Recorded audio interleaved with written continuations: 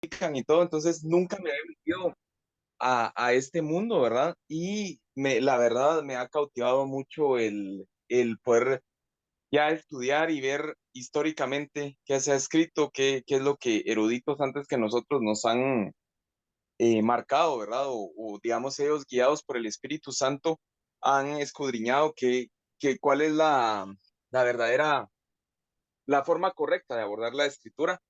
Creo que eso tal vez es lo que me ha marcado y creo que tal vez si me tuviera que quedar con algo es con la idea principal de que la Biblia narra una sola historia, que es de Génesis a Apocalipsis, es una sola historia, porque muchas veces hacemos teología tomando versículos o tomando porciones de la escritura aisladas del resto de la narrativa.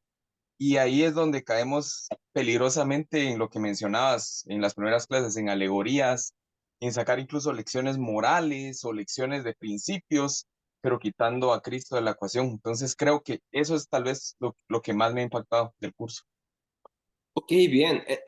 Es muy valioso lo que mencionas, por muchas razones. Mira, una de las razones que creo que es valioso esto y creo que llegas al corazón también de lo que tratamos de hacer en estas clases es ver la metanarrativa bíblica, ver que hay una sola historia, una sola trama, en medio de muchas historias, no en medio de tantas historias.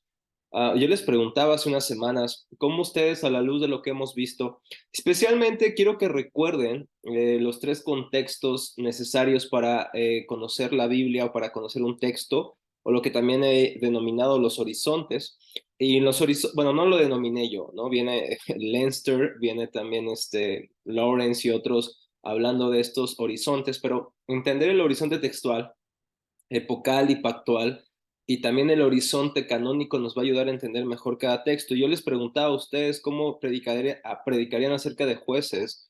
No recuerdo el capítulo cuando habla acerca de Levita y el hombre que da a su mujer, a su hija virgen y a su concubina para que sean violadas y maltratadas por los hombres. ¿Cómo tú darías un mensaje respecto a eso? ¿Cómo tú compartirías con tu familia? Por ejemplo, está leyendo jueces con tu familia, con tus hijos, y llegas a ese capítulo. Muchos de ustedes y yo estaría tentado a qué? A decir, hijos, este capítulo no lo vamos a ver hoy, porque no está tan padre, ¿no? O porque no es tan fascinante. Pero para ser honestos, tenemos que enfrentarnos con estos textos complicados, ¿no es cierto? Ahora, este texto sería muy complicado y fíjense lo que hicieron muchos padres de la iglesia. Muchos padres de la iglesia, y ojo, acá arriba tengo unos libros de ellos. Ellos con tal de eludir, muchos de ellos, hermanos, yo los respeto nuevamente, los padres de la iglesia están acá, yo estoy acá, pero algo que observamos en los padres de la iglesia es que cuando se encuentran con pasajes difíciles como jueces, en este caso, déjenme decirles exactamente cuál es el capítulo. De hecho, lo hicimos como una actividad aquí en clase. Cuando se encontraron con estos capítulos o con estos textos, versículo, capítulo 19, el levita y su concubina, muchos de ellos, ¿sabes lo que hicieron? En lugar de encontrarles un sentido bíblico canónico, lo que hicieron fue alegorizar el texto, diciendo, es que esto es demasiado denso o demasiado malo, o demasiado horrible como para que sea tomado de una manera literal. Debe haber un sentido oculto en el texto. Entonces eso llevó a una alegorización que no tiene de alguna manera base en el texto y bueno, torcieron sin querer o sin malas motivaciones más bien lo que realmente dice el texto. ¿Por qué? Porque se encontraron con estos textos grotescos. Ahora, con estas herramientas que hemos visto que ha desarrollado no Rafa Riveros, sino a lo largo de diferentes épocas, maestros de Dios, que Dios ha levantado en su iglesia, que ahora podemos tener estos recursos, sería un pecado, casi lo llamaría yo, que lleguemos a las mismas conclusiones de muchos padres de la iglesia cuando ellos no tenían las herramientas que tú y yo tenemos. ¿Están de acuerdo? Entonces, esto que conocemos, mis hermanos, nos pone también una gran responsabilidad. Decía el tío Parker, que un gran poder siempre conlleva una gran responsabilidad, ¿no es cierto? Como dijo el filósofo.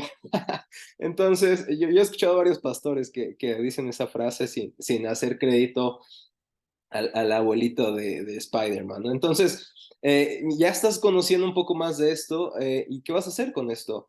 Ah, quiero hoy nada más, vamos a hablar del reino de Dios como les prometí la semana pasada, pero antes de eso les voy a dejar una tarea porque la próxima semana va a ser una clase muy divertida, porque es un tema muy, muy divertido y vamos a hablar de la tipología bíblica para la siguiente semana. Vamos a hablar de la tipología bíblica. ¿Alguien de ustedes, levante la mano aquí, ha escuchado lo que es tipología bíblica alguna vez? ¿Con qué se come eso, hermanos? A ver. Ok, nadie ha escuchado tipología. Flavio, por ahí ya lo escuchó. Muy bien. Y es interesante, hermanos, este tema, y creo que es muy necesario. Y vamos a leer el capítulo 8 de nuestro libro, que es la teología bíblica de Jim Hamilton. Capítulo 8. ¿Iba a decir algo, Mayra? Me parece que abrió su micrófono. No, veo. Sí, solo que nos lo habías dejado de tarea para hoy, cabal, la tipología. Uy, Tipología. cierto, cierto, cierto. Ajá. Sí, miren, lo podemos ver, si es lo había dejado, pero tenemos también el pendiente el tema del reino, ¿recuerdan? Entonces, si me da chance, tengo las dos clases ya listas, preparadas, pero si me da chance voy a ver tipología, pero lo dudo, ¿por qué razón? No me gustaría ver tipología a la mitad, porque es un tema un poco denso, pero vamos a ver si se puede, todo lo puedo en Cristo que me fortalece, aquí queda este versículo, pero la verdad dudo de mi capacidad para hablar dos temas en una sola clase, a menos que Dios haga un milagro. Entonces, bueno, si ya lo leyeron, les voy a preguntar algunas cosas al final del tema. Es corto el capítulo. Si ustedes quieren saber más de tipología bíblica, les puedo enviar un libro de M. S. Terry que se llama Hermenéutica Bíblica y él trata acerca de la tipología en uno o dos capítulos. Igual se lo paso a Flavio y Flavio que se los pase a ustedes en el grupo, ¿vale? Entonces, bueno, vamos a ver si nos da tiempo de hoy poder ver los dos temas. Porque en cierta manera el día de hoy vamos a recordar un tema que ya hemos visto y vamos a abarcar dos más que son desconocidos casi por completo, aunque ya hemos hablado de los pactos, ya hemos hablado del reino. Así que hoy vamos a tratar de hacer eso con la ayuda del Señor, ¿ok? Entonces, pues nada, vamos a orar. Hermana Mayra, ¿usted nos puede ayudar a empezar orando, por favor? Claro que sí. Gracias. Señor, te damos gracias, papito lindo, por este día. Gracias por poder reunirnos, Señor, y tener la bendición de aprender más de ti, mi Dios. Gracias por este privilegio. Guíanos, Señor, que seas tú hablando a nuestras mentes, a Amén. Sí, sí. nuestros corazones, abriendo nuestro entendimiento, Señor, para que podamos comprender y enamorarnos aún más de ti, mi Dios. Sí, sí. Gracias por la vida de cada uno de mis hermanos, gracias por la vida de Rafa, bendícelo, Señor, guía sus palabras, sé tu Espíritu Santo, guiándolo, Señor, para que nosotros podamos comprender y aprender mucho más. Gracias por este día y por tus bendiciones, en el nombre de Jesús. Amén. Amén, hermana. Gracias, gracias. Y bueno, bienvenidos todos los que van entrando a la clase, los que puedan encender su cámara, por favor se los pido, que nos puedan apoyar de esta manera. Aquellos también que a lo mejor por motivos de conexión no lo pueden hacer, lo comprendo, ¿vale? Pero si lo puedes hacer, si está en tus manos, te lo voy a agradecer mucho. Así que hemos hablado ya en clases pasadas de lo que denominamos el centro teológico de las escrituras. En otras palabras, el centro teológico es lo que le da unidad, coherencia a todas las escrituras. ¿Alguien recuerda cuál es el centro teológico de la Biblia? ¿Cuál será ese centro? Cristo, Ah, exactamente, hermana. Cristo, ¿cómo llegó a esa conclusión? A ver, permítame. porque de él se habla tanto en el Antiguo como en el Nuevo Testamento, y sin él la Biblia no tiene sentido. Ok, ok. Muy bien, hermana Mayra, lo ha resumido muy bien. ¿Habrá algún texto, hermana Mayra, y todos los demás que respalden la afirmación de la hermana Mayra? Que creo que es verdad, pero ¿tendremos alguna pista por ahí en algún texto, en alguna narrativa, en alguna carta, en algún evangelio que nos ayude a sustentar esto que ha dicho la hermana Mayra? ¿Qué tal Lucas capítulo 24, versículos 25 y 26? ¿Ibas a decir algo, Flavio? Sí, estoy buscando el verso, pero dice que en otro tiempo Dios se ha revelado a través de los profetas Ok, eh, y recientemente Dios se ha revelado a todos nosotros a través de Jesucristo. así es. Es Hebreos capítulo 1, versículo 1. Entonces, ahí está. Es muy interesante, Flavio, porque en griego literalmente dice, Dios ha hablado en hijo, como si estuviera diciendo, Dios ha hablado en el idioma del hijo, pero lo que da a entender el texto es que ahora Dios nos ha hablado a través, por medio, en las palabras, en la expresión del hijo, del verbo hecho carne, como lo dice también Juan capítulo 1, ¿no es cierto? Y también Lucas, ¿alguien tiene Lucas 24, versículos 25 al 27, hermanos?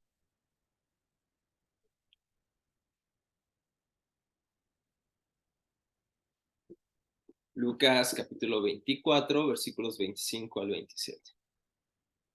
Yo lo tengo. Ujú, ujú.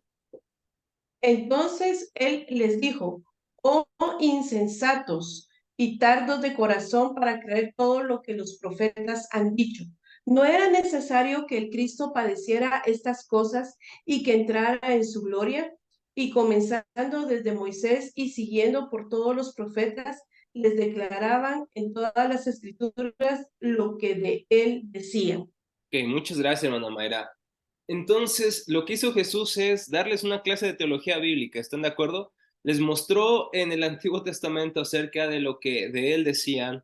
Cristo es el centro teológico, Cristo es lo que unifica, le da coherencia a todas las escrituras y algún escritor, um, no recuerdo el nombre primero, pero se apellida Fuentes, tiene un libro de hermenéutica bíblica que dice Cristo es la clave de los dos testamentos. Cristo es la clave hermenéutica. No puedes entender el Antiguo Testamento, ni siquiera el Nuevo Testamento, si no lo comprendes en Cristo Jesús. Así que eso lo hemos dejado claro. Ahora, la semana pasada empezamos a abordar lo del marco temático. ¿Cuál es el marco temático? Cristo es el centro de las Escrituras, pero ¿cuál o por medio de qué tema o de qué marco Cristo viene desenvolviendo su plan redentor? Lo viene haciendo a través de lo que llamamos el tema del reino de Dios. Dios extiende su reino, Dios trae su reino a esta tierra y lo terminará extendiendo en la Nueva Jerusalén por medio del Hijo, por medio de Cristo. Así que mientras Cristo es el centro teológico, el tema que se desenvuelve la trama divina en las Escrituras es el tema del reino. Ahora, tenemos centro teológico y tienen que aquí poner mucha atención y saber diferenciar. El centro teológico es Cristo, el marco temático es el reino de Dios y por último, mis hermanos, la estructura arquitectónica de la Biblia es el pacto, como ya lo hemos dicho antes. Entonces, esos tres temas tenemos que tenerlos muy claro. El centro teológico es Cristo, el marco temático es el reino y la estructura que sostiene, le da forma y de alguna manera le da coherencia al texto neotestamentario y veterotestamentario es el pacto. Son los pactos a través de los cuales Dios inicia una relación con el ser humano que establece su reino y estos pactos en última instancia apuntan a un Salvador que es Jesucristo. Así que tanto el centro teológico como el marco temático y la estructura de las escrituras apuntan a Cristo, hablan del reino y están estructuradas de manera pactual. No hay relación con el ser humano que no sea pactual. Dios es un Dios pactual. Así que siempre inicia su relación con los seres humanos a través de un pacto.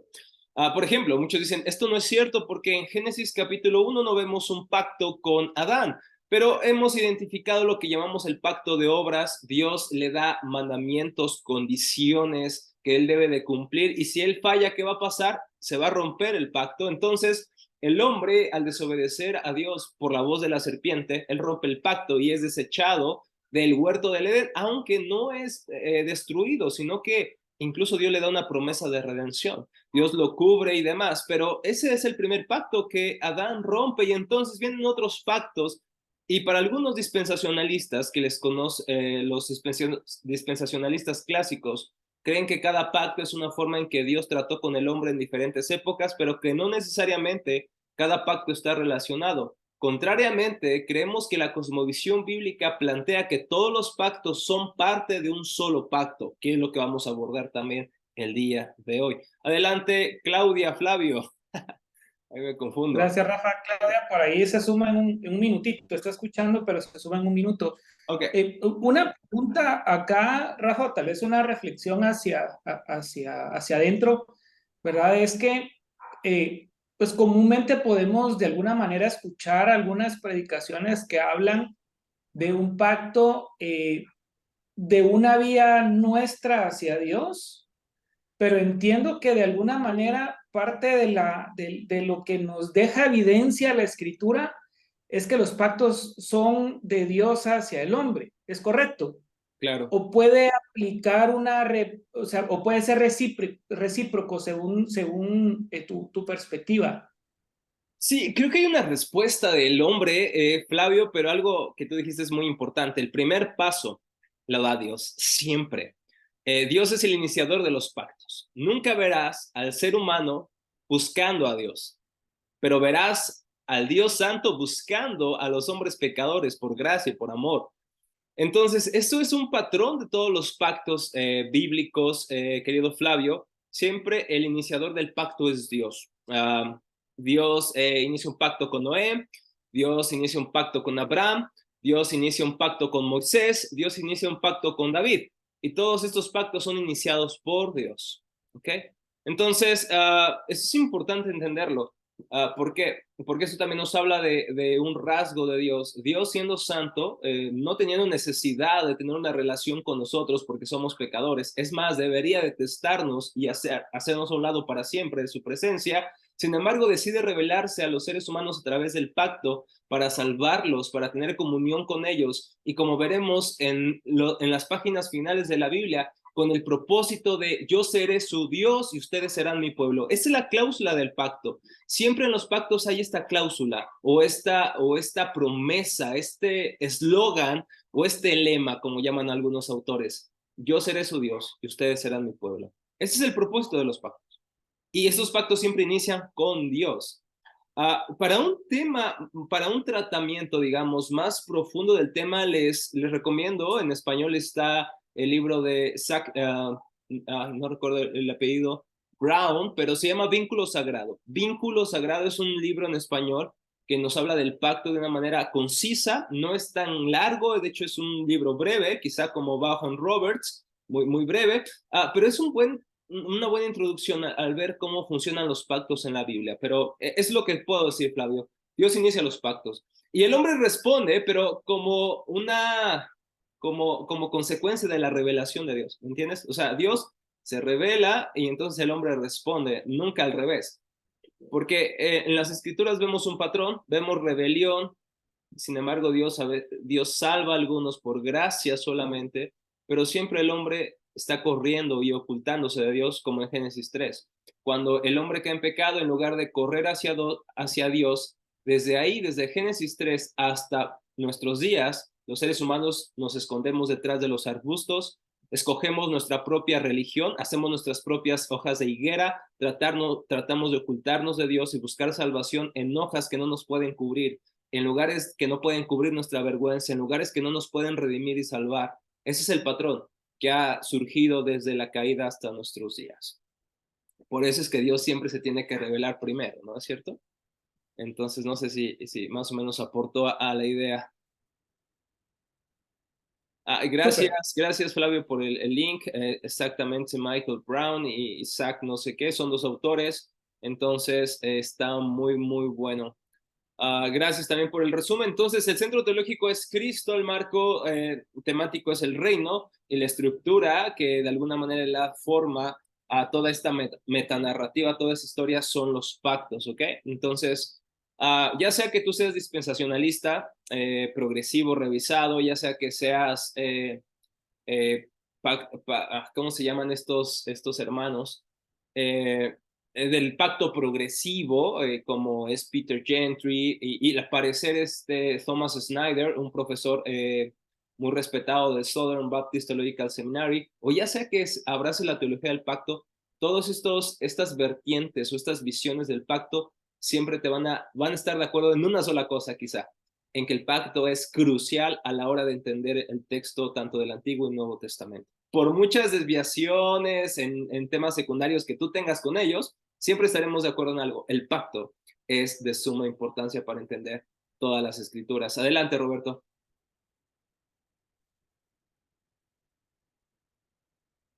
¿Ya vas a decir algo o no?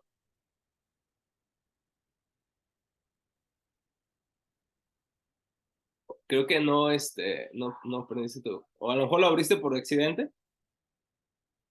Ah, ok, no te preocupes. Si tienen algunas preguntas, por favor, díganme. Vamos a iniciar recapitulando nada más el centro teológico, ya lo hemos visto en otras clases.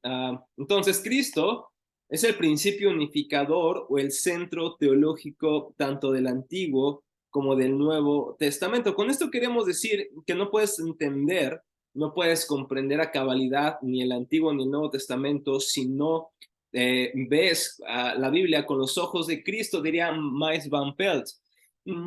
Esto significa que la obra y la persona de Cristo, tal como se presenta en el Nuevo Testamento, permítanme, okay. Incluyendo su nacimiento, vida y toda su obra, constituyen la realidad singular que unifica y explica todo lo que aparece en el Antiguo Testamento. Y lo hemos visto, ¿no es cierto? Hemos leído Romanos capítulo 1, donde dice que Pablo es siervo de Jesucristo, llamado a ser apóstol, apartado para el evangelio, que él ya había prometido por medio de sus profetas. Ojo aquí, el evangelio está prometido por los profetas, el evangelio se encuentra en las sagradas escrituras y dice, es el mensaje acerca de su hijo, el contenido del evangelio es de su hijo. Aquí tenemos tanto el vehículo, la ubicación y el contenido del evangelio. ¿Cuál es el vehículo? Los profetas y ahora los apóstoles. ¿Cuál es la localización? ¿Dónde está el evangelio? Está en las sagradas escrituras. Y recuerden que aquí no se había escrito el Nuevo Testamento, por lo tanto está apuntando al antiguo. ¿Y cuál es el mensaje del evangelio? Es acerca del hijo.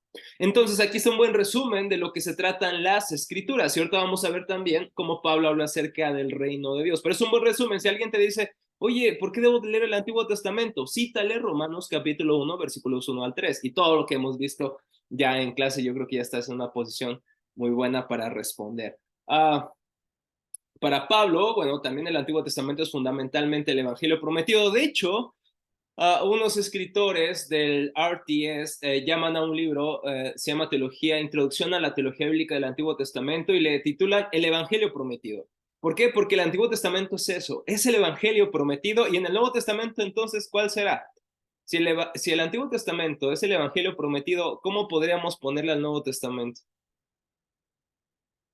A ver, ¿se les ocurre un título? A lo mejor escribimos un libro algún día. Adelante, Flavio. Como la consumación de A la ver. promesa. ¿Ok? Vamos a que suene más, una rima más catchy, Flavio. ¿Te parece como, si el Antiguo Testamento es el Evangelio prometido, podemos decir que el Nuevo Testamento es el Evangelio consumado o cumplido, o aplicado? ¿Te parece? Entonces, ahí tenemos las dos partes de las escrituras, ¿no es cierto? ¿Sí, Flavio? No, suena mucho mejor. Pues ya, hay que hacer el bosquejo para escribir el libro del Nuevo Testamento, para ver cómo se cumplen. De hecho, hay un libro muy bueno que se llama El uso del Antiguo Testamento en el Nuevo Testamento, editado por J.K. Bill. Es un excelente libro, de verdad es fenomenal, es un libro un poco grueso de leer, me refiero a que tiene páginas, son bastantes páginas, pero es excelente. Es digamos, un estudio exhaustivo de cómo los escritores neotestamentarios citaron el Antiguo Testamento. Y es glorioso cómo la forma en que los apóstoles, escritores neotestamentarios usan el Antiguo Testamento, ¿para qué? Para señalar a Cristo, porque precisamente a eso señala el Antiguo Testamento. Entonces, pues nada, vamos a avanzar. Fíjense lo que dice Alec Motyer. Bueno, vamos a avanzar un poquito. Quiero ver lo que dice Maes Van Pelt. Miren, va a resumir Maes Van Pelt lo que acabo de decir en el libro que les comenté al inicio, una teología bíblica, una introducción a la teología bíblica y teológica del Antiguo Testamento, el Evangelio prometido. Entonces dice él que Jesús es el centro teológico del Antiguo Testamento. Él es el que le da unidad, sentido a todo el material diverso que se encuentra en las escrituras del Antiguo Testamento. Él es el primero y el último, el alfa y el omega, el segundo Adán, la simiente de la mujer, la descendencia de Abraham, el rey de Judá, el fiel Israel, el mediador de un mejor pacto, nuestro eterno sumo sacerdote, el juez que salva de una vez por todas, el heredero de David, el profeta como Moisés, la sabiduría de Dios, la palabra de Dios encarnada. Y no estaba bromeando cuando declaró acerca de él mismo, yo soy el camino, la verdad y la vida. Nunca, me encanta esta última frase, es para mí, wow. Nunca entenderemos completamente el Antiguo Testamento si nos negamos a fijar nuestra mirada en Jesús cuando leemos estas escrituras. ¿Qué es lo que Jesús le dijo en Juan capítulo 5? Me parece que es el versículo 38-39 a los fariseos. Ustedes examinan las escrituras porque ustedes piensan que en ellas tienen la vida eterna. Sin embargo, ellas son las que dan testimonio de él. Este texto no es una invitación a leer las escrituras como lo hemos tomado según la Reina Valera, ¿no? Porque utiliza la palabra examinar, ¿no? Como si fuera un imperativo, pero no dice, ustedes examinan, es un indicativo.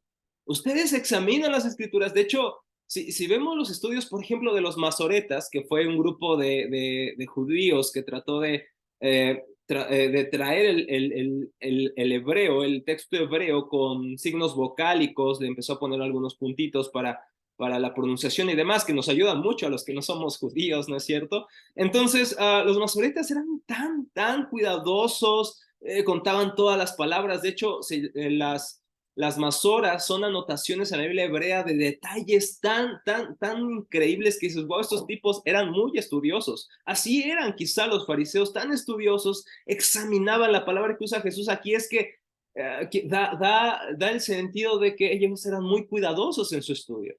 Sin embargo, no vieron a Cristo en su estudio. Por eso dicen Miles Van Pelt.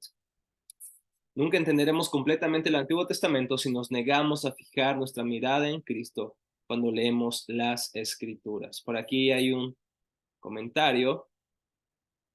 A ver. Ok, gracias. Ese es está solamente en inglés, ¿verdad, Flavio? ¿O está en español?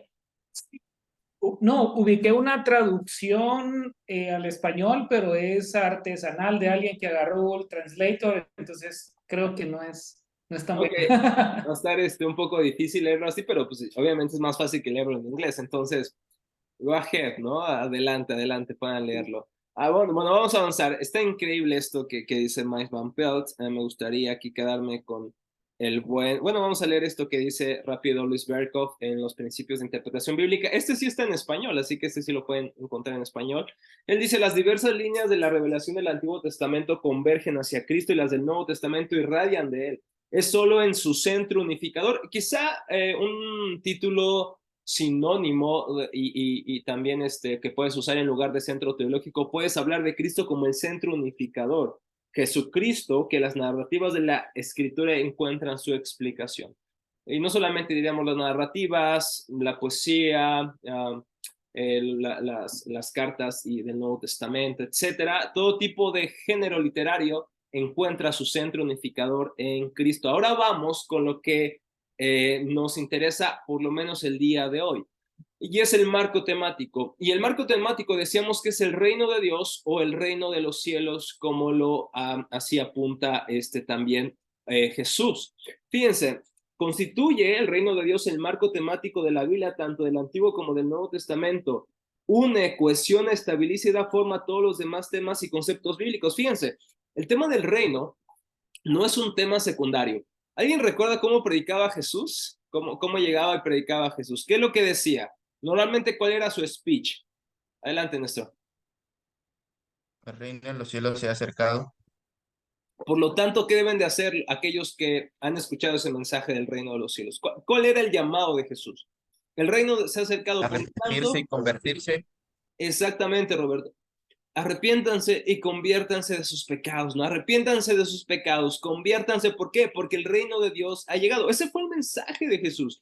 Entonces, si Jesús es el centro teológico, el tema que converge y hacia donde dirige la historia es el tema del reino, y todos los demás temas y conceptos bíblicos tienen su explicación en el tema del reino. Desde la creación hasta la nueva creación, es decir, desde Génesis, y lo vimos hace unas semanas, hasta Apocalipsis, el reino es un tema que va dilucidándose, se va desarrollando a lo largo de toda la trama bíblica.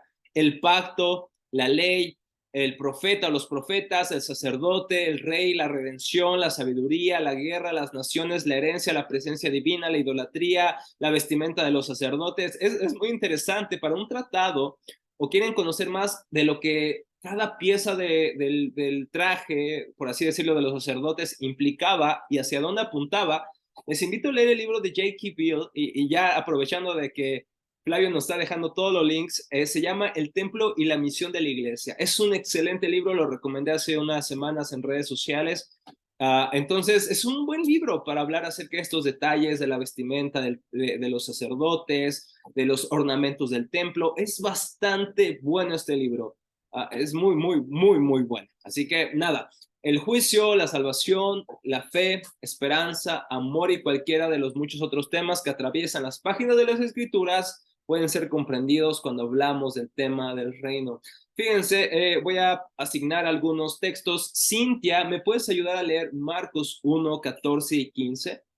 Cintia, Marcos 1, 14 y 15, por favor. Juan Luis, ayúdame a leer Hechos 1, 3. Rodrigo, por favor, ya que ya llegaste, ya estás en casa, Hechos 19, 8. Y, Voy. perdón, Juan Luis es... Hechos, ¿qué me dijiste? Hechos 1, 3. Te agarré dormido, ¿verdad, Juan Luis? No, es que estoy cenando. Provechito, hermano, provechito, a ver si no te alteramos tu cena. Gracias. Y Néstor, por favor. No estoy. Ok. Por ahí. Néstor, ¿me escuchas, Néstor? ¿No me escuchas, Néstor? Es que está fallando tu audio, ¿verdad? Sí, está fallando mi audio. Ya te escuchamos, ¿Ya me escuchan? Ya te escuchamos. Qué bueno. Ayúdanos con Hechos 28, 23 y 31, por favor, Néstor. Vas a leer Hechos 23 y 31. Disculpa, Hechos. ya tengo Marcos, pero es que yo tengo mi Biblia en inglés, porque yo trabajo mucho con... No importa si está en inglés. A ver, sí, está bien, en inglés está bien. Sí, disculpa. No te ¿Lo preocupes. leo ya o espero que todos lo tengan? Hoy tuve alumnos también de Estados Unidos y tienen sus Biblias en inglés y así les dimos en inglés. Ahí las lecturas, no hay Bueno. problema. Ya me estoy Es acostumbrando. que yo trabajo con mucho, yo soy traductora, entonces trabajo mucho con, Ok. Pues sí, ya vimos con misioneros, entonces, ok, ya vimos quién va a traducir el libro de Bill, Flavio, el del uso del Antiguo Testamento en el Nuevo. Entonces, cuando lo tengas, Cintia, te lo agradecería. Marcos 1, 14 al 15, por favor. okay. After John had been Ya arrested, tengo Jesus Hechos. came to Galilee proclaiming the gospel of God. This is the time of fulfillment. The kingdom of God is at hand. Repent and believe in the gospel. Ok, bien, gracias. Aquí, no sé qué versión tengas, yo creo que es la Standard Bible, aquí es la Christian Standard Bible, y me gusta cómo dice, igual dice, el tiempo se ha cumplido y el reino de Dios se ha acercado, por lo tanto arrepiéntanse y crean en las buenas nuevas. Fíjense, el mensaje de Jesús es, el tiempo se ha cumplido. ¿De qué está hablando Jesús? ¿Qué tiempo? ¿A qué creen que se refiere este texto? El tiempo se ha cumplido. ¿El tiempo de qué, Jesús? Hay que hacerle esta pregunta al texto. ¿De qué tiempo está hablando Jesús? ¿Alguien alguna idea con lo que hemos visto hasta acá? De la venida del Mesías a la tierra. Ok. Es un buen tema, ¿no es cierto? ¿Cómo Dios va? Es interesante esto que menciona Néstor. ¿Cómo Dios, a lo largo del Antiguo Testamento, especialmente a lo largo de la monarquía, cómo Dios reina a través de su pueblo?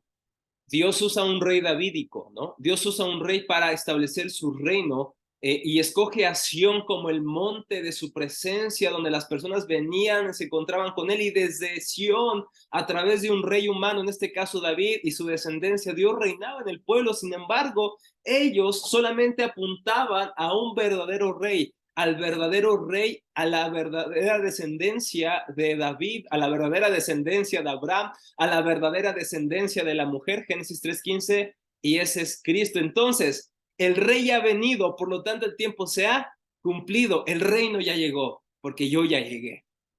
Por lo tanto, tienen que arrepentirse, tienen que creer que el Mesías ya está acá. Yo sé que algunos no están de acuerdo con todas las figuras, imágenes y diálogos que salen de Chosen, pero me parece muy interesante esta serie. No sé quién ya la vio, no le voy a dar ningún spoiler, tranquilos. pero me parece muy bien caracterizada la forma en que las personas ven a Jesús, por lo menos en este personaje.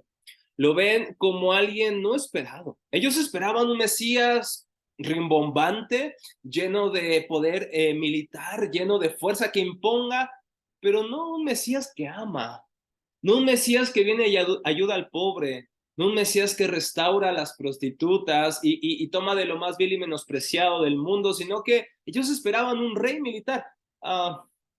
Y entonces, cuando los judíos entendían y escuchaban esto que Jesús decía, decían ellos, no puede ser este el Mesías. Por ejemplo, ¿qué sucede cuando Jesús viene a Jerusalén? ¿Recuerdan la canción, el salmo que las multitudes cantaron cuando él entra a Jerusalén montado en un pollino, casi llegando a la Pascua? ¿Cuál era el himno? ¿Cuál era la canción que le daban a Jesús? ¿Hosana a quién? Al hijo de David. Al hijo de David, ¿no es cierto? Hosana en las alturas, Hosana al hijo de David. El rey ha venido, el Mesías ha venido, pero ¿qué pasa? Esa misma multitud, días más tarde, empieza a gritar, crucifíquenle, crucifíquenle. ¿Por qué? Porque no habían cumplido sus expectativas militares. Pero ellos estaban más informados por las expectativas militares que por el texto de las escrituras, ya que las escrituras hablaban de un siervo, de un rey, de un Mesías que a la vez iba a sufrir, pero iba a resucitar. Hay varios textos. Isaías 52 y 53 creo que es el texto, no sé si hablarle de la opus o del texto principal respecto a esto, pero Isaías 52 y 53 nos muestra este rey que iba de alguna manera a alcanzar a bendecir a todas las naciones, pero a la vez tenía que padecer por el pueblo a causa de nuestras iniquidades. Pero después de esto, él iba a ver la recompensa y se iba a sentir satisfecho. Es decir, hablaba de una muerte sustitutiva por nosotros los pecadores, pero también hablaba de una resurrección y de ganar en cierto sentido las naciones, establecer su reino. Pero esto no era la visión absoluta de los judíos del segundo templo o después del segundo templo. Ellos esperaban un Mesías diferente. Jesús le dice, no, el reino de Dios ya llegó. Hechos 1.3. Hechos 1.3, ¿quién estaba asignado? Creo que Juan Luis, ¿verdad? A ver si no te interrumpo. Sí, yo. Adelante. No. Entonces, va, Hechos 1:3. Durante los 40 días después de que sufrió y murió, Cristo se apareció varias veces a los apóstoles y les demostró con muchas pruebas convincentes que él realmente estaba vivo y les habló del reino de Dios. Ok. Interesante, Juan. Al final de los días, por lo menos después de resucitado y antes de ascender, él se encargó de enseñarles acerca del reino de Dios. Ahora es interesante porque inmediatamente de esto, después de que Jesús les da una clase del reino, o sea, no es esta clase imperfecta de Rafael Riveros, la está dando el Hijo de Dios, y después ellos dicen, sí, Jesús, pero ¿cuándo vas a tener tu reino? ¿Cuándo vas a hacernos gobernantes? No entendían todavía el tipo de reino que Jesús venía a establecer. No era un reino militar. Su reino, le dijo a Poncio, no es de este mundo, mi reino no es de este mundo. Y los discípulos apenas alcanzaban a comprender, más adelante comprenden el tipo de reino. Por eso es que no debería sorprendernos lo sorprendido que estaba Pedro cuando Dios le da una visión acerca de los gentiles o de alguna manera para predicar a los gentiles en Hechos capítulo 10, cuando ve una manta de animales impuros para los judíos y Dios le dice mata y come, preparándolo para que él entendiera que él debía predicar a los gentiles, porque el reino de Dios no se trataba de someter a la fuerza a las personas, se trataba de predicarle las buenas nuevas para que voluntariamente, al ser abiertos sus ojos por el Espíritu Santo, las personas se rindieran al Señor y Salvador Jesucristo. Esa era la forma en que el reino sería establecido. Y ese reino se sigue expandiendo. Y también me sorprende que Pedro se sorprenda porque Jesús les dijo, ustedes me serán testigos en Jerusalén, Judea, Samaria y nada más ahí, no, hasta los confines de la tierra. Así que el reino de Dios es un reino que se extiende a todo el mundo, no solamente a Jerusalén. Y bueno, tú y yo estamos de testigos, ¿no? Guatemala, México, ¿quién lo hubiera pensado? El reino de Dios, no, incluso un reino militar no se hubiese extendido tanto como el reino de Dios, que es un reino espiritual. Babilonia, Grecia, grandes imperios. ¿Dónde están hoy? ¿Dónde están hoy? se cumplió la profecía de Daniel capítulo 2. Una piedra del cielo vino y despedazó estos reinos, y ese reino es para siempre. Ahorita vamos a leer ese texto, que es brillante. Adelante, Flavio. Gracias, Rafa. Tal vez un comentario ahí. Yo hice una lectura de un autor que me parece increíble respecto al reino y el evangelio del reino. Se llama el libro, es de George Eldon Ladd, ¿verdad? Ah, Y él ok. decía que para nosotros es como muy complejo comprender, y a pesar de que hablamos del reino, ¿verdad? Dentro de nuestro lenguaje cristiano y sobre todo evangélico, a veces pareciera como muy no tangible, ¿verdad? Porque sí, o sea, está acá con nosotros, en medio de nosotros, ¿verdad? Con la venida de Jesucristo, pero también hablamos de un reino que está por venir, ¿verdad? Que no vemos aún, pero que es una promesa eterna. Y me gustó mucho, de alguna manera, cómo él aterriza en un concepto, y es que el reino de Dios realmente es el gobierno de Dios, ¿verdad? Así es. Sobre todo lo creado. O sea, Así no es únicamente desde nuestra perspectiva cultural o religiosa, sino es sobre todo lo creado. Y eso implica todo lo que podamos imaginarnos y que nuestra mente pueda comprender respecto al universo, ¿verdad? Todo lo que él creó. Y cuando lo vemos desde esa manera, no hay ninguna área de nuestra vida práctica del día a día que no esté inmersa en decir, bueno, hágase tu voluntad, ¿verdad? Rendir incluso nuestra propia voluntad para que la voluntad de Dios sea hecha, ¿verdad? Es el gobierno de Dios sobre todas las cosas. A mí me pareció increíble esa conclusión a la que él llega, ¿verdad? Claro. Claro, y eso sobrepasa las expectativas de los grandes gobernantes, como, no sé, grandes emperadores, conquistadores, Alejandro Magno, todos los imperios, también egipcios. El imperio egipcio fue, wow, babilónico, romano ni se diga, ¿no? Pero Roma cayó, Grecia cayó, Babilonia cayó, Egipto cayó, ya no son esas potencias dominantes. Alemania cayó, ¿no es cierto? Y ellos tenían, y algunos tienen aún, cierto poder sobre dominio sobre sus tierras, pero no sobre toda la creación. Fíjense, si Dios hubiese querido traer su reino a la fuerza, ¿qué diferencia hubiera sido entre los reinos terrenales? Pero Dios es el rey que por medio de Cristo vence a sus enemigos a través del amor, pero no con la espada, sino con el perdón, no destruyéndolos, sino mostrándoles su gracia para que ellos, de manera voluntaria, al ser abiertos sus ojos, se rindan a Cristo. ¿Quién hubiera pensado un plan mejor para establecer su reino? Por eso Pablo dice, esto es un misterio. Esto está escondido a los ojos de los sabios. Y lo comprenden los niños. Y tú y yo somos niños, no somos muy sabios, muy genios, pero por el Espíritu Santo podemos entender eso. Y hoy somos parte de ese reino. Me encanta el tratado que hace Herman Bavinck acerca del reino. Ahí, Flavio, te encargo el link. Pero Herman Bavinck tiene un libro que se llama Acerca del reino, que es muy bueno, fue traducido recientemente al español. Muy bueno, que habla de la vida del reino. Es un excelente libro, ojalá puedan leerlo para entender más esto. Y no recuerdo el libro que recomendaste de ¿cómo se llama, Flavio? El Evangelio del Reino de George Eldon Ladd. Ahora les pongo el enlace. Okay. Es un libro relativamente pequeño, pero es muy bueno, es increíble. Buenísimo. Porque de hecho, cometer el error de confundir el reino de Dios con la iglesia. Y si bien la iglesia, nosotros somos parte del reino, no es no la somos totalidad. Claro, claro. El reino de Dios lo define Greg Waldry en este libro. Estrategia Divina, o también el otro librito que tiene, que se llama Evangelio y Reino. ¿Dónde está? Por ahí debe de estar. Evangelio y Reino. Este libro también es muy bueno para hablar de este tema.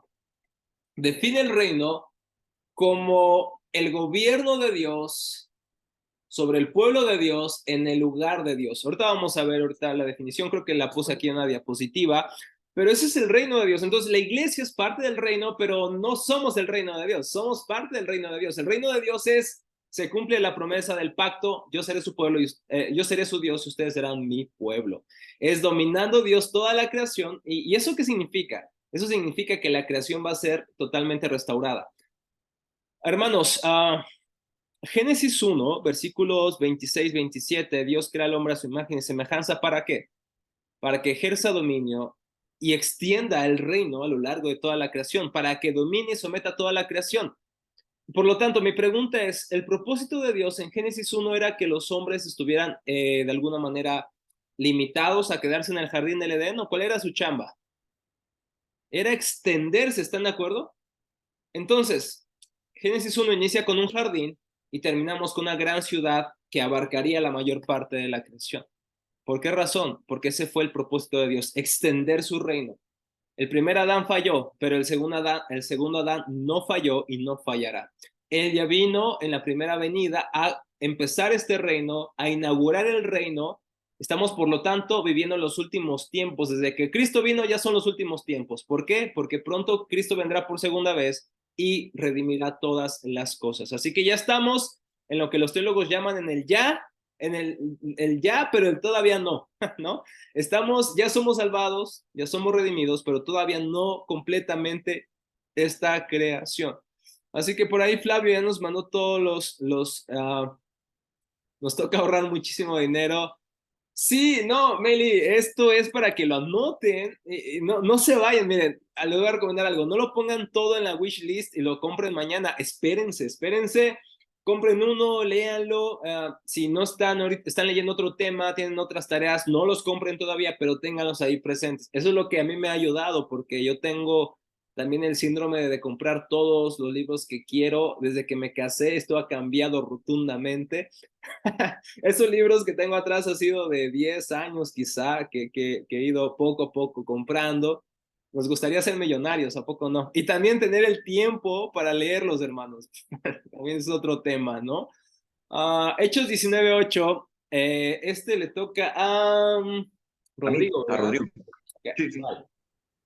Ok, 19:8. Dice, durante 3 meses Pablo estuvo yendo a la sinagoga y ahí predicaba sin ningún temor y trataba de convencer a sus oyentes acerca del reino de Dios.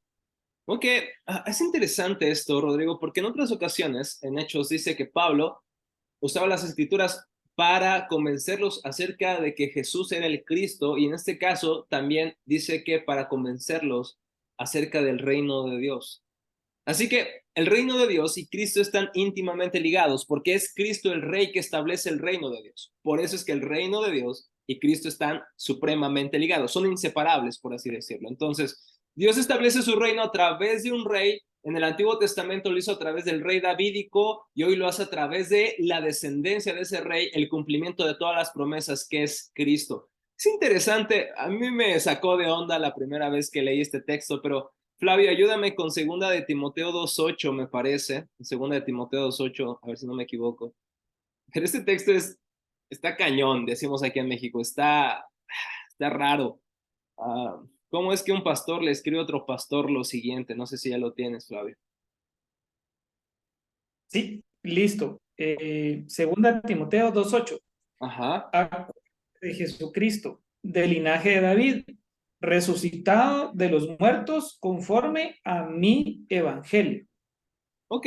Lo que no me sorprende es que diga que Cristo es descendiente de David, que fue resucitado entre los muertos. Lo que me sorprende es que le dice, recuerda a Jesucristo. Oye, Pablo, le estás diciendo a un pastor que recuerda a Jesucristo. Él es pastor, él enseña acerca de Cristo, pero esto nos habla de nuestra tendencia a olvidar el evangelio. Pero interesante es que este Cristo es de la descendencia de David. Entonces el reino y Cristo son inseparables, porque Él es el cumplimiento del reino de Dios sobre esta tierra. Interesante texto. Y por último, Hechos 28, 23 y 31, a este le quedó a Néstor. Adelante, Néstor.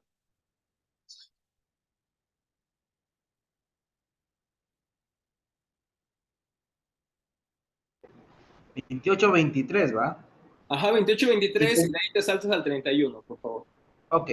Bueno, Y como ellos... si quieres, perdón, Néstor, si quieres leerlo desde el 23 hasta el 31 seguido, ¿vale? Ok. Vale. Y como ellos gritaban y arrojaban sus ropas y lanzaban polvo al aire, mandó el tribuno que les metiesen en la fortaleza y ordenó que fuese examinado con azotes para saber por qué causa clamaban así contra él. Pero cuando le ataron con correas, Pablo dijo al centurión que estaba presente: ¿os es lícito azotar a un ciudadano romano sin haber sido condenado? Cuando el centurión oyó esto, fue y dio aviso al tribuno diciendo: ¿qué vas a hacer? Porque este hombre es ciudadano romano. Vino el tribuno y le dijo: dime, ¿eres tú ciudadano romano? Él dijo: sí. Respondió el tribuno: yo con una gran suma adquirí esa ciudadanía. Entonces Pablo dijo: pero yo lo soy de nacimiento. Así que luego se apartaron de él los que le iban a dar tormento. Y aún el tribuno, al saber que era ciudadano romano, también tuvo temor por haberle atado. El 30. Al día siguiente, queriendo saber de cierto la causa por la cual le acusaban los judíos, les soltó de las cadenas y mandó venir a los principales sacerdotes y a todo el concilio, y sacando a Pablo, le presentó ante ellos. Ok, Pablo, ¿qué estaba haciendo en este lugar? Estaba realmente, bueno, fue llevado por Dios a Roma de una manera soberana y muy dramática. Si leen los últimos capítulos, de hecho, se dan cuenta que Pablo realmente sufre en ese viaje, está a punto de morir, pierden la esperanza, pierden casi todo. Y el versículo 31, no sé si le llegaste a leer, pero dice que el 30, y Pablo se quedó por 2 años enteros en la habitación que alquilaba y recibía a todos los que iban a verlo, predicando el reino de Dios y enseñando todo lo concerniente al Señor Jesucristo con toda libertad, sin estorbo. Fíjense el versículo 31. El reino de Dios y Jesucristo son inseparables, predicando el reino de Dios y enseñando todo lo concerniente al Señor Jesucristo con toda libertad sin estorbo. El reino y Cristo son inseparables, como lo dice el versículo 23 también, les explicaba testificando fielmente sobre el reino de Dios, procurando persuadirlos acerca de Jesús, tanto por la ley como por los profetas. Entonces aquí tenemos el texto donde, al igual que el mensaje de Jesús, el tema es el reino de Dios. Por lo tanto, dice Flavio, si predicamos otra cosa, no estamos predicando el evangelio en realidad. Eso es muy interesante, mis hermanos, porque ¿cuántos sermones han escuchado, sobre todo del Antiguo Testamento, incluso del Nuevo Testamento, ¿no? Por ejemplo, se predica de Efesios 5, Efesios 6, cómo ser los mejores padres, los mejores hijos, pero se predica de todo, tips de cómo tener tu cama, tips de cómo regalarle flores a tu esposa, tips de, pero cuando separas los imperativos de los indicativos, en este caso Efesios 1, 2, 3, que nos hablan del Evangelio, y solamente da reglas a la iglesia, de poco sirven esas charlas, solamente son como charlas TED Talk, y no es que las charlas TED Talk estén mal que las escuches, pero es mucho más, el Evangelio es mucho más que consejos, es mucho más que cualquier otra cosa parecida a TED Talks. El Evangelio es el poder de Dios para salvación, y este Evangelio habla acerca de Jesús y del Rey. Me parece que me estoy congelando un poco la pantalla, pero ¿sí me están escuchando bien? ¿Me están oyendo bien? Sí, te escuchamos, Rafa. Ok, es que me parece aquí como que estoy medio robot, no sé por qué. Pero bueno, entonces si me escuchan bien y si sucede algo, díganme por favor. Entonces, el reino de Dios, Jesucristo, debe ser el tema dominante de nuestras predicaciones. Ya sé que estemos predicando del Antiguo Testamento o del Nuevo Testamento, Cristo, el Evangelio, incluso es más, mis hermanos, cuando estamos cantando, cuando estamos enseñando sobre teología bíblica, sobre teología sistemática, sobre hermenéutica bíblica, sobre consejería bíblica, no podemos apartarnos del Evangelio. El Evangelio es lo que unifica, le da poder, cohesión a todo lo que hacemos. Es más, dice por ahí, a ver si tengo la frase aquí en pantalla. Decía por ahí mi pastor. A ver si... Creo que no la tengo aquí especialmente, pero dice el pastor Víctor Cruz,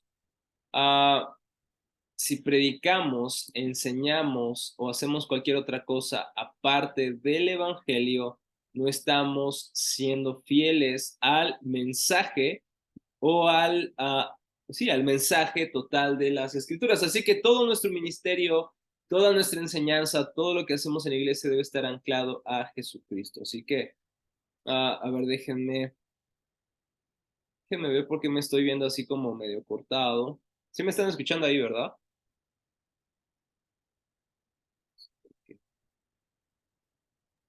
Sí. Ok, Sí, oye. déjenme ver. Te escucho. Ok. No sé qué está pasando, pero como que se me está cortando un poco. Bueno, entonces vamos a avanzar. Hay unos datos interesantes acerca del reino de Dios. A ver, déjenme ver. Mm, mm, mm. Yo creo que es mi computadora porque el iPad está bien. Déjenme ver. Fíjense, 98 veces se habla acerca del reino de Dios en el Antiguo Testamento. 98 veces. Ya sé qué es, mis hermanos. Denme un segundo, ya sé cuál es el problema. Mi amor, ¿me puedes pasar el cable, por favor? A ver, denme un segundo, denme un segundo. Denme un segundo.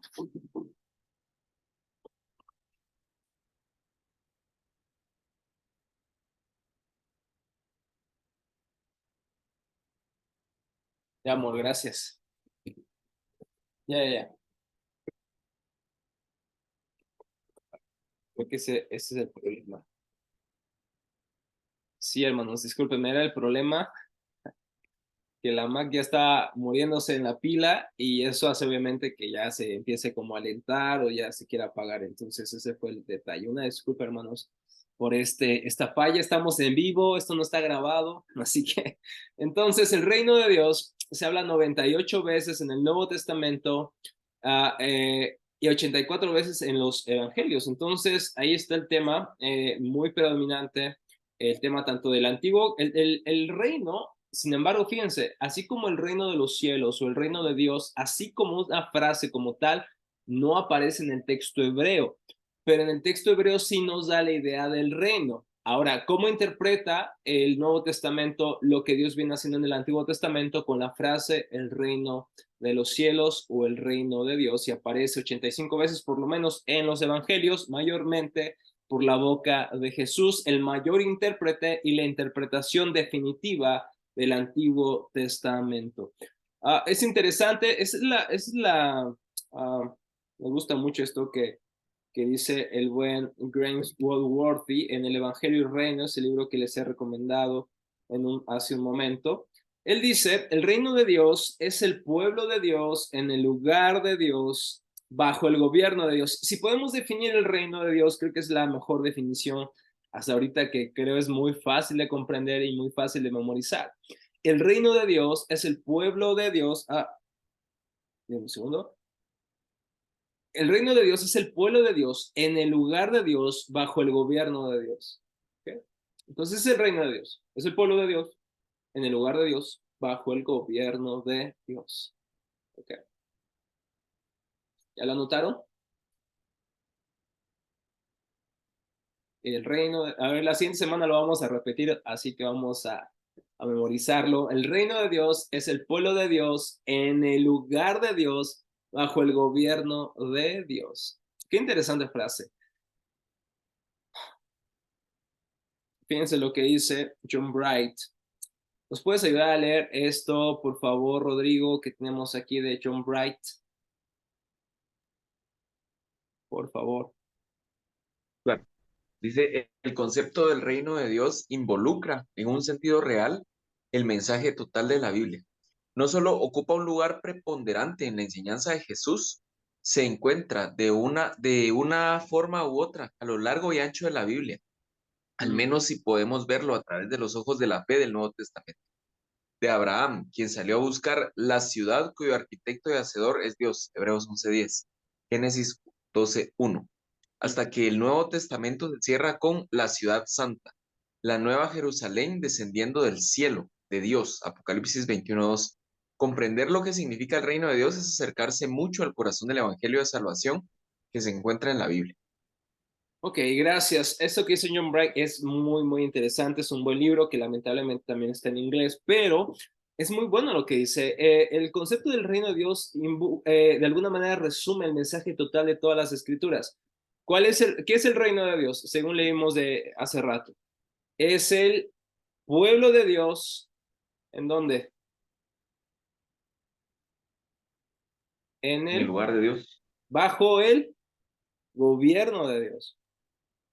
¿No es cierto? Ese es el tema de todas de alguna manera, en el cual es como el tema, el marco, como leímos al inicio, que cubre el resto de los temas. Acá tengo unos cuadros, y estos cuadros tienen un marco, a ver si los pueden ver.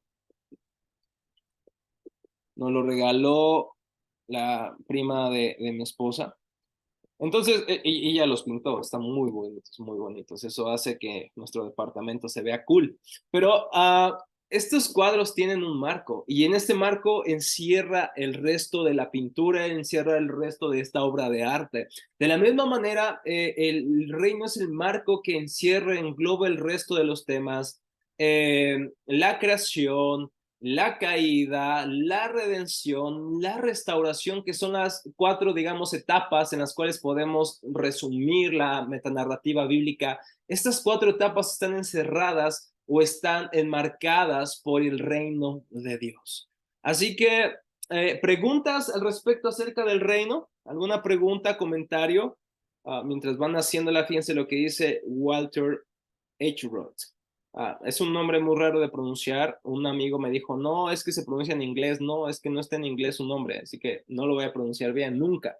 Pero dice, aquello que une indivisiblemente los dos reinos del Antiguo y Nuevo Testamento es la irrupción del reino de Dios en este mundo y su establecimiento aquí. Él habla acerca de 2 reinos, pero que sencillamente están apuntando a un solo reino, que es el reino de Dios. Adelante, Rodrigo. Sí, tal vez solo quería agregar que algo que me llama la atención aquí del concepto de reino es que incluso desde que Jesús les enseña a orar, cuando ora al Padre Nuestro, o sea, luego de decir, Padre Nuestro que estás en el cielo, santificado sea tu nombre, lo primero que pide es, venga a tu reino. O sea, es como lo primero que hace. Y nuevamente, algo que me ponía a pensar cuando mencionabas, ¿verdad? De que el pueblo luego lo rechazó porque esperaban un reino militar, un reino político. Es que igual Jesús dijo en los evangelios, él dijo, mi reino no es de este mundo. Entonces, ahí es donde creo que él ponía las bases y cambiaba completamente las expectativas de lo que esperaba el pueblo de Israel, de él, ¿verdad? Y creo que algo que también tal vez no alcanzamos a dimensionar en el tema de reino es tal vez porque, digamos, tal vez en nuestros tiempos ya no existe tal cosa como reinos, ¿verdad? Sino que estamos, o sea, los gobiernos de nuestros países generalmente son otro tipo de estructuras, pero en realidad los reinos eran eso también, eran la forma en que las naciones antes, ¿verdad? Gobernaban.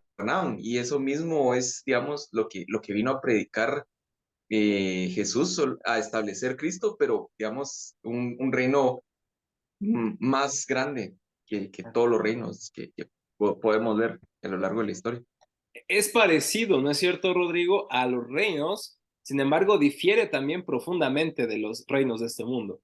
Sí, Ciertamente los totalmente. reinos de antes de Cristo y algunos después de Cristo eran reinos que establecían su poder o su gobierno bajo la espada, bajo las armas, ¿no es cierto? Bueno, aquí la Nueva América, la conquista, etcétera, ¿no? Pero ¿qué pasa? Por ejemplo, ayer fui a ver Oppenheimer, esta película de Cillian Murphy, o si se apellida así, no recuerdo, pero el que hace Peaky Blinders en la serie. Ah, es interesante, porque aunque los reinos no son comparados a los de antes, la bomba atómica en Hiroshima era una forma de establecer el dominio de Estados Unidos y para que la guerra contra Japón parara. Entonces, usar las armas, en este caso una bomba que mató aproximadamente 200,000 personas, hermanos, 200,000 personas. Wow. Esa es la forma de establecer el reino estadounidense, pero no es la forma de establecer el reino de Dios. Y de la manera de parar una guerra en términos humanos es muy distinta a la forma en que Dios trae la paz, no a través de una bomba o a través de la espada, sino a través de su gracia, a través de Cristo, a través de la cruz, a través del Calvario, a través de la muerte de su Hijo. Qué diferente. Adelante, Flavio. Soy Claudia. Perdón que Claudia, no perdón. ponga, pero todavía estoy por acá en unas cosas pendientes. Pero hablando de este tema y escuchando los últimos comentarios, ahorita no tengo en mente, ya le pregunté a Flavio, pero tampoco se recuerda de un teólogo católico Ajá. que habla de escatología y del reino de Dios en ese marco. Y yo creo que a veces idealizamos ay, no sé si es idealizar la palabra, pero no aterrizamos acciones concretas que es el reino de Dios. Es como una cosa imaginaria que no terminamos de darle forma y concretamente saber qué es.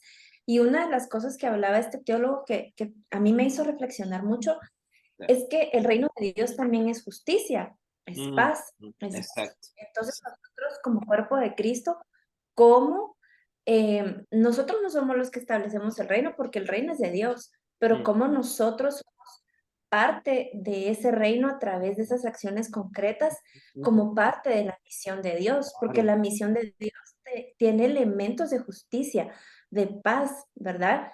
Que hacen ver a las demás personas que el reino al que nosotros pertenecemos es distinto al reino de las tinieblas, ¿verdad?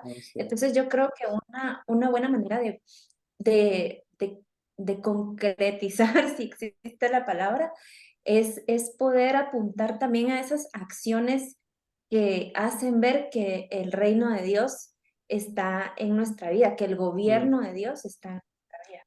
Claro. Solamente. Buenísimo, qué buen comentario, Claudia. Somos partícipes del reino ya. El reino está aquí y ahora, Jesús dijo. El ya y el todavía no. Ya somos cristianos, ya estamos en el reino, pero aún no se establece completamente sobre esta tierra. Sin embargo, la nueva creación ha empezado con la iglesia. Aquellos que han sido recreados, regenerados en su corazón, son personas del reino. El reino de Dios no es acerca de bebida o comida, sino de justicia, paz, de gozo en el espíritu. Entonces, Claudia, es correcto. Donde quiera que un cristiano esté, alguien debe darse cuenta, algo nuevo está aquí. El reino se ha inaugurado a través de Cristo y los cristianos son los primeros receptores de ese reino inaugurado. Entonces, donde quiera que estemos, los cristianos, va a haber paz, va a haber justicia, va a haber equidad, va a haber amor, va a haber misericordia. ¿Y qué va a despertar eso? El mundo nos va a apreciar, nos va a amar. No, Jesús dijo no. Ustedes van a ser perseguidos a causa de mí. Pero ustedes son la sal del mundo. ¿Y qué sucede si la sal pierde su sabor? ¿De qué sirve? Ustedes son la luz del mundo. Y una lámpara no se esconde debajo de un almud, sino que se pone en la repisa para que alumbre a todos los que están en la casa. Y así alumbre su luz delante de los hombres, para que al ver sus buenas obras los hombres glorifiquen a vuestro Padre Celestial. Pero vamos a ser perseguidos. Porque en un mundo de maldad, en un mundo de injusticia, cuando alguien viene con la justicia del reino, esa persona es incómoda. ¿Eres incómodo con tus amigos? O a lo mejor eres tan parecido a ellos que ni se dan cuenta que el reino de Dios está en ti, si es que está en ti. El reino de Dios ha llegado y somos parte de ese reino. Por lo tanto, el reino de Dios es el pueblo de Dios. Ya no vean sus notas. El reino de Dios es el pueblo de Dios. ¿En dónde? En el En lugar el lugar de Dios, bajo, al gobierno de Dios. ¿qué? Estamos bajo el gobierno de Dios, pero aún no estamos en el lugar de Dios todavía. Todavía no estamos en la Nueva Jerusalén, pero este reino ya inició, ya está aquí. ¿Lo puedes ver en tu vida? ¿Lo puedes ver en tu familia, en tu matrimonio? El reino de Dios ya está aquí. Estas semanas me toca predicar acerca de este texto que le cité a Claudia, Mateo 5, y esto que mencionan ustedes, ya tengo el sermón escrito, hermanos, ya Voy a poner esta grabación, ya la tengo ahí, entonces gracias por ayudarme a pensar, reflexionar en eso. Tengo un texto bastante largo en pantalla. Le voy a pedir a alguien con voz fuerte, clara y no como la mía, que pueda leer este texto. ¿Quién dice yo? ¿Quién es el valiente o la valienta? Digo valienta porque no van a decir, no, es que soy mujer, es con A. Entonces, ¿quién se atreve a leer todo este texto?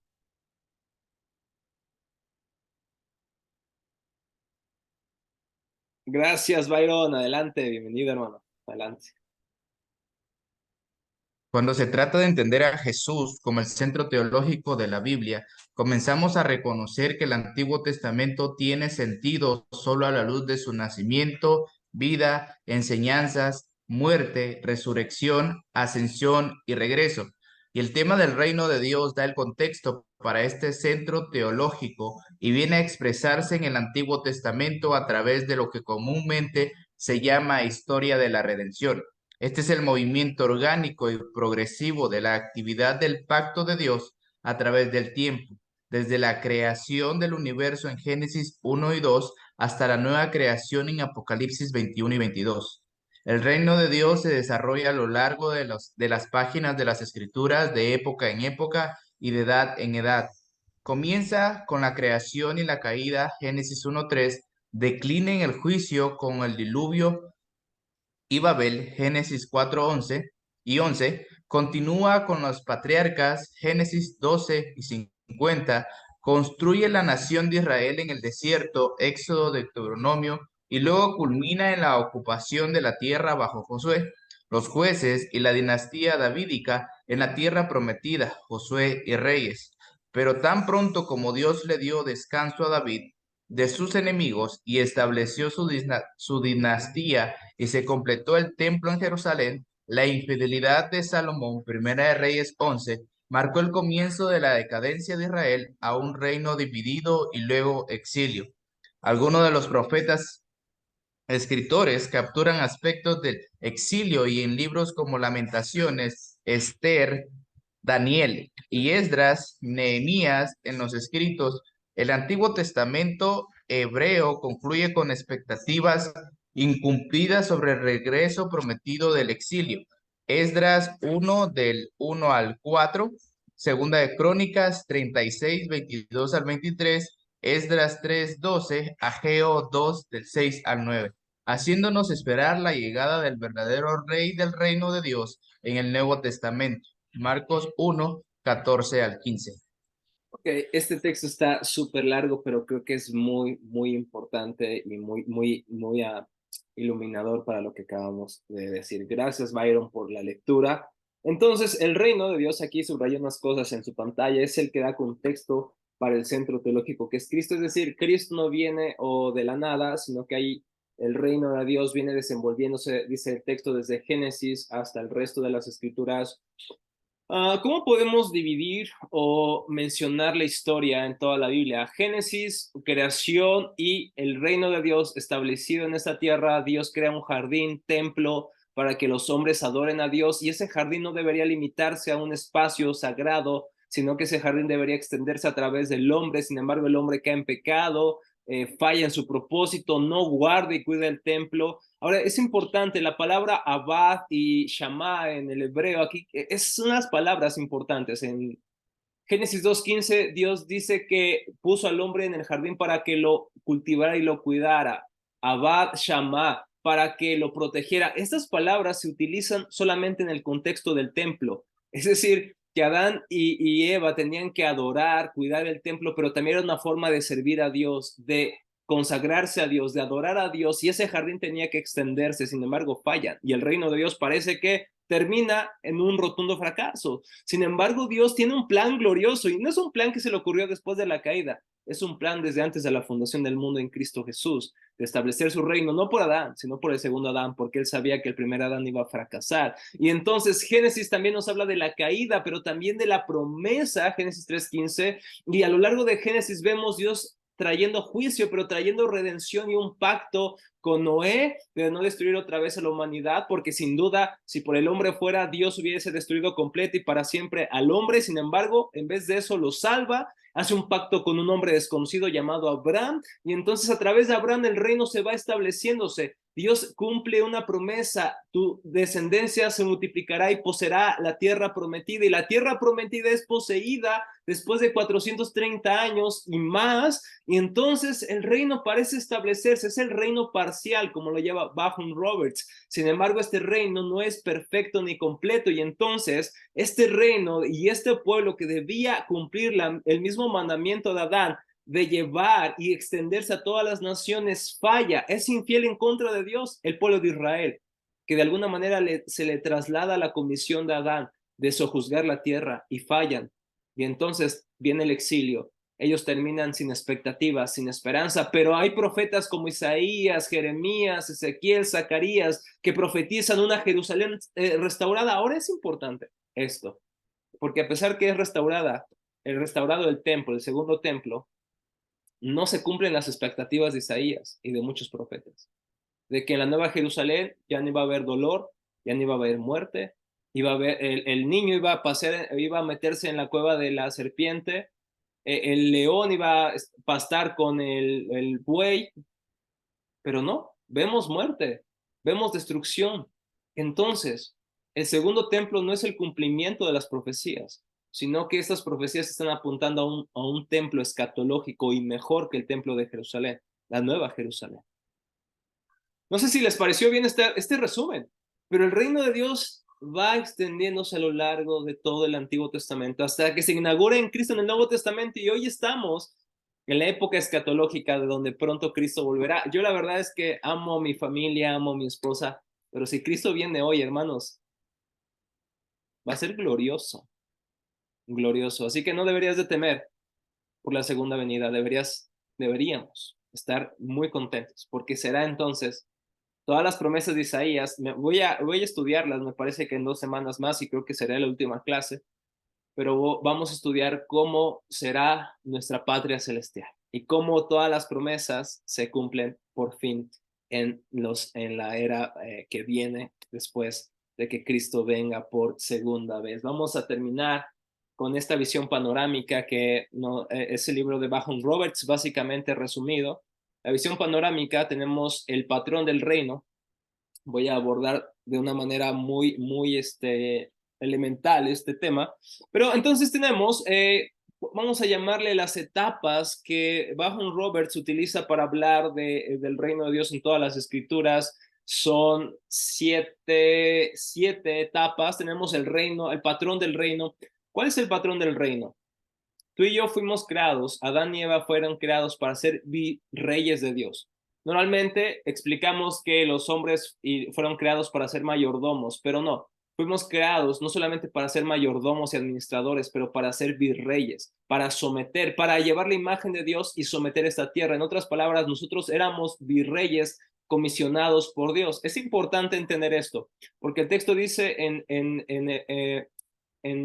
Génesis 1:26 que fuimos creados a la imagen de Dios. Ahora, las imágenes en el antiguo mundo, en el antiguo cercano oriente, eran puestas en templos, en ciudades, para decir, habían monedas, había banderas o estandartes que daban la imagen del rey para decir: aquí está el reino de este rey. De la misma manera, tú y yo fuimos hechos a su imagen para que las personas nos vieran y dijeran: aquí está el rey, aquí está el reino de Dios.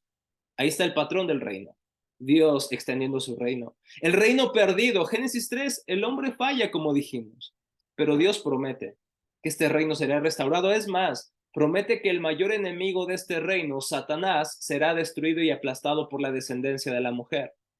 Y entonces vienen también las promesas hechas a Abraham en Génesis 22, 17 y 18, que en su simiente serían benditas todas las naciones. Y también, ojo aquí, en las promesas de Abraham, también viene implícito que él aplastaría y dominaría a sus enemigos. Eso también hace eco de la promesa de que la simiente de la mujer aplastaría la cabeza de la serpiente. Y entonces viene el reino parcial. ¿Cuál es el reino parcial? cuando Israel viene a la tierra prometida, y dice Josué 11:23 que cada una de las promesas que Dios hizo se cumplieron y entonces tomaron posesión de la tierra prometida, pero era un reino parcial, nos estaba preparando para lo que viene más adelante, y entonces viene el reino profetizado.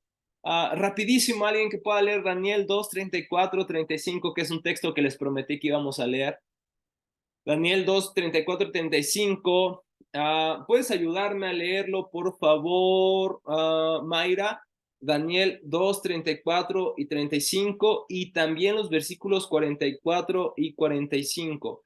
No voy a dar mucho contexto por el tiempo, pero vamos a Daniel 2:34-35. Nabucodonosor tiene un sueño bien raro y no se los quiere contar a nadie, pero les exige, explíquenmelo. Ay, un rey bastante difícil, ¿no es cierto? Entonces Daniel primero se encarga de decir, yo te voy a explicar este sueño, pero no porque soy muy sabio, sino porque el rey de los cielos me lo ha revelado y eres el verdadero rey y señor. Y entonces le empieza a dar su predicación, el buen Daniel, a Nabucodonosor, y entonces le explica la visión que tiene de la siguiente manera. Daniel 2:34-35, Mayra.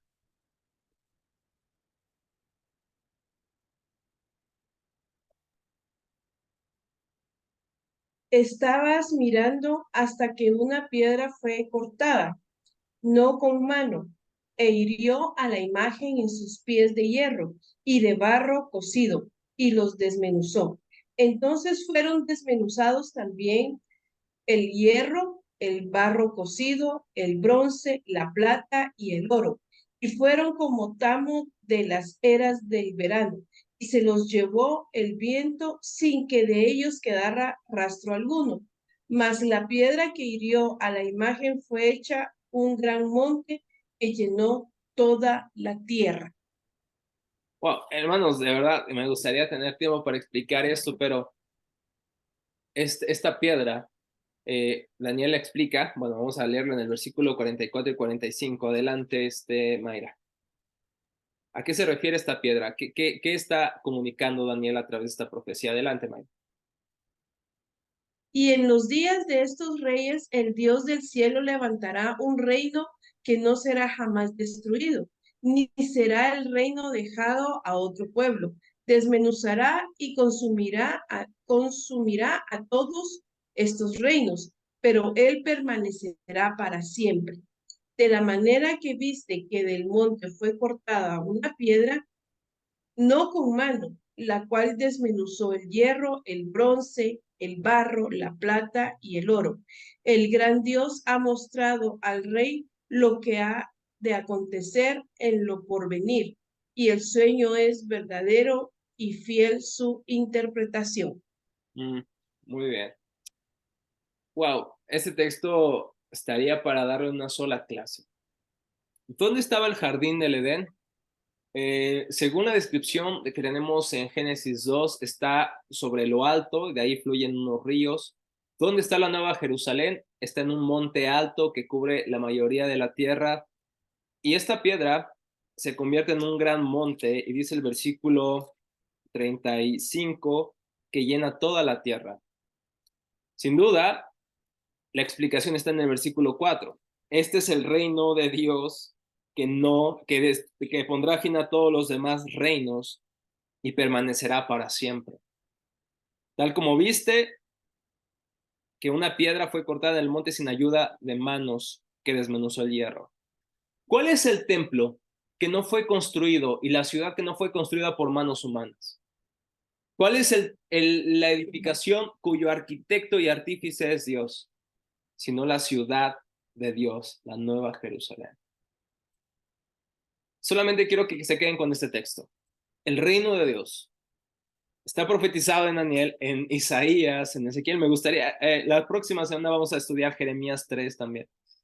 Pero este reino de Dios será extendido a toda la tierra. Este reino de Dios cubrirá la faz de la tierra.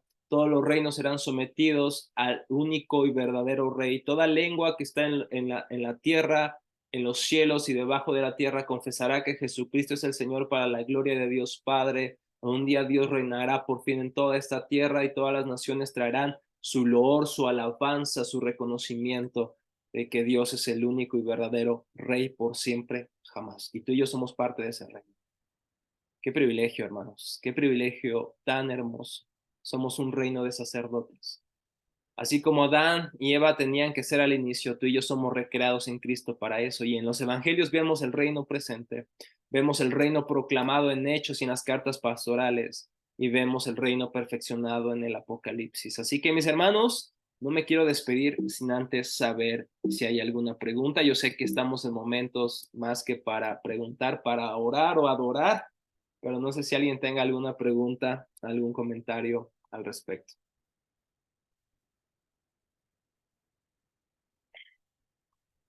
Por ahí dice el buen Flavio, el gobierno humano imperfecto y opresor será quebrantado y el reino de Dios será completamente restaurado a través de Cristo. Exactamente.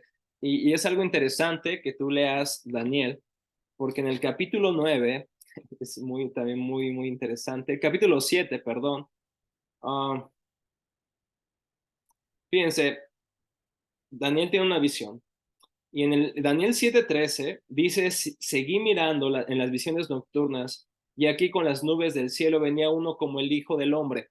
¿Recuerdan cuál era el título favorito casi de Jesús? El Hijo del Hombre. Dice que se dirigió al anciano de días, el Padre, y fue presentado ante él y le fue dado dominio, gloria y reino para que todos los pueblos, naciones y lenguas le sirvieran. Y su dominio es un dominio eterno que nunca pasará y su reino uno que no será destruido. ¡Wow! Me encanta ver la unidad de las escrituras, me encanta ver el glorioso plan de Dios siendo cumplido a lo largo de las escrituras y pronto ese reino será concluido cuando nuestro Señor, nuestro glorioso Señor venga por segunda vez. Así que, pues, hermanos, ¿qué tenemos que hacer sino adorar a nuestro Dios tan sabio, tan lleno de sabiduría y este libro hermoso que nos ha dejado como testimonio de sus planes? Señor, te damos muchas gracias, Padre, por tu palabra. Señor, gracias porque cuando estábamos lejos de ti, cuando estábamos ciegos, huíamos de ti, Señor, pero no sabíamos lo que hacíamos. Realmente no estábamos conscientes de que huíamos de un reino glorioso, de un reino de paz, de justicia. Todo lo que buscábamos en nuestro dinero, en las adicciones, en este mundo, Señor, realmente todo eso se encuentra en plenitud en tu reino, Señor. Y no éramos conscientes de eso. Gracias por traernos a ti, Señor. Gracias por traernos a tu reino amado, Señor. Ahora somos un pueblo escogido, real sacerdocio, nación santa, pueblo adquirido por ti para anunciar tus virtudes, porque nos has sacado de las tinieblas y nos has traído a tu luz admirable, Señor. Qué hermoso privilegio, qué hermosa palabra, qué hermoso plan, Señor. No podemos hacer otra cosa que adorarte a ti, el único y sabio Dios, porque por ti, para ti, sean todas las cosas. A ti sea la gloria por los siglos de los siglos. Amén. Amén. Hermanos, que el Señor les bendiga, que tengan una linda noche, descansemos en el Señor, descansemos con esta palabra y nos vemos la próxima semana, si el Señor lo permite. Que descansen, hermanos. Chao. Feliz noche, bendiciones. Feliz noche. Feliz noche. Saludos. Chao. Sí.